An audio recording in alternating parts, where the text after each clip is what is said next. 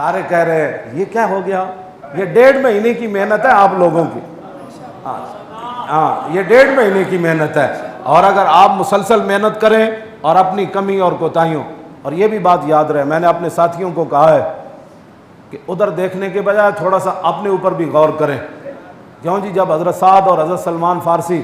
دریائے دجلہ میں گھوڑے ڈالنے لگے تو حضرت سعد نے اور سلمان فارسی نے آپس میں کیا مکالمہ کیا؟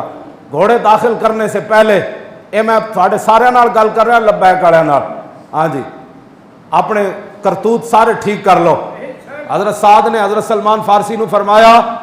جیس اے میں ویسے اج پہلی باری ممبر تے بیان کرن لگا، اے صحابہ دی عظمت دے پیش نظر میں کدی بھی نہیں گل، صحابہ نے بھی ساڈے واسطے گل کیتی، انہاں دیاں شاناں وراول وراون، ہاں انہاں دے پیریں دی۔ حضرت عبداللہ بن مبارک کی فرمایا، انہیں پوچھا جی عمر بن عبدالعزیز افضل یا امیر معاویہ، تے عبداللہ بن مبارک فرمایا امیر معاویہ نے جڑا حضور دیا میں تے جنج گھوڑا دوڑایا نا، اس گھوڑے دے پیراں نال جڑی مٹی اٹھی نا، کیوں جی تے کدے چ پئی؟ اس گھوڑے دے نک وچ۔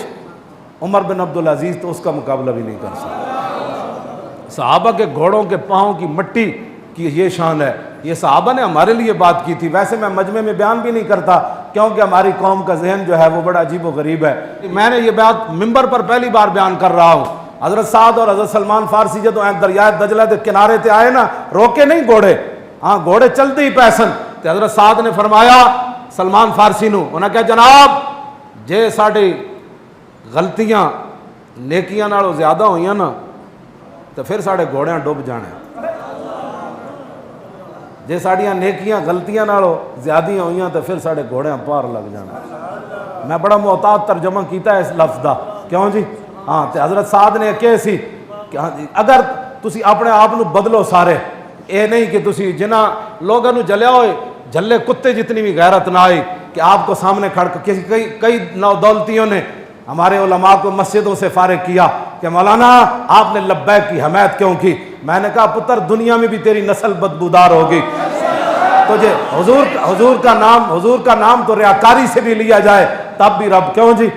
موسیٰ علیہ السلام کے زمانے کا دنیا کا بدکار آدمی تھا، اس نے تورات کھولی محمد نام آ گیا، اس نے ایسے چوم لیا، بعد میں اس کا جنازہ پڑھنے کے لیے تیار کوئی نہیں تھا۔ اللہ نے جناب موسیٰ علیہ السلام کی طرف وحی کی، فرمایا آپ اس کو غسل دے کر اس کا جنازہ پڑھائیں۔ جناب موسیٰ علیہ السلام نے عرض کی یا اللہ میری پوری قوم میں ایک بندہ بھی اس کے لیے اچھے الفاظ نہیں رکھتا، پوری قوم اس بندے کے خلاف ہے، زندگی بھر اس نے ایک نیکی نہیں کی، ہم اس کا کیسے غسل دیں اس کے جنازہ پڑھائیں؟ تو اللہ رب العالمین نے وحی کی، فرمایا موسیٰ اس کی اور نیکی کوئی بھی نہیں ہے کائنات میں، لیکن یہ نیکی ضرور ہے کہ ایک دن اس نے تورات کھولی، جب میرے حبیب کا نام آیا تو اس نے محبت سے چوم لیا تھا ایسے کر۔ ظالم تجھے یہ نہیں دیکھنا چاہیے تھا نعرہ کون لگا رہا ہے، کیسے لگ رہا ہے، کم از کم کلمہ پڑھنے کے بعد تم اتنی بھی حیا نہ رہی کہ مولانا لبیک کا نعرہ لگایا لہذا تم مسجد سے نکل جاؤ، مسجد تمہارے باپ کی ہے،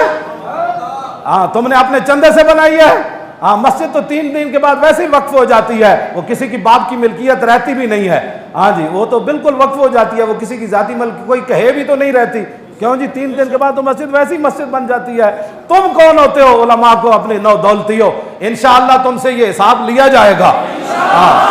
کہ تم نے حضور کا نام لینے کی وجہ سے اور تم چوروں اور ڈاکوؤں کے ساتھ کھڑے ہو کر نیک ہو، اور ایک عالم اور ایک حافظ اور ایک قاری اور ایک مؤذن اور ایک حضور کے دین کا پہرے دار، اس نے لبیک کے مسجد میں نعرے لگوائے اور تمہیں ہضم نہ ہو سکا، اور اس ڈاکو کا ڈاکہ اور ختم نبوت کا غداری اور ناموس رسالت کی غداری، مسجدوں سے سپیکر اتارنا، مرزائیوں کو بہن بھائی کہنا تمہیں گوارا ہوا، اور نبی کے لبیک کا نعرہ تجھے گوارا نہ ہو سکا؟ ہمیں کہنے کی ضرورت نہیں، اپنے دل کے اندر جھانک، تم الحمدللہ مسلمان ہے، دل کے اندر جھانک، تم الحمدللہ عشق رسول ہے۔ میں نے تو ایسا عشق رسول نہیں دیکھا، عشق رسول تو یہ ہے کہ جب حضرت ام المومنین کے پاس باقی صحابہ آتے رہے، جب حضرت حسان آئے تو ام المومنین حضرت عائشہ صدیقہ نے ان کے لیے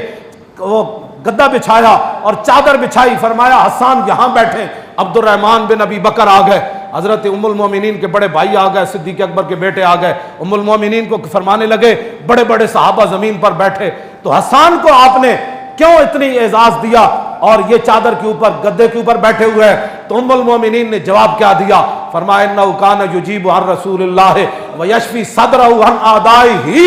फरमाया इन्नहु कान युजीबु अन रसूलिल्लाह सल्लल्लाहु तआला अलैहि वसल्लम व यशफी सदरहु मिन आदाइही। फरमाया कि मैंने तमाम सहाबा से बढ़कर इनको इसलिए इज्जत दी कि ये रसूलुल्लाह की तरफ से हुजूर के दुश्मनों को जवाब देते थे। और अगली बात क्या है, वह यशफी सदरहु मिन आदाइही, और हुजूर के दुश्मनों को जवाब देकर हुजूर का सीना ठंडा किया करते थे।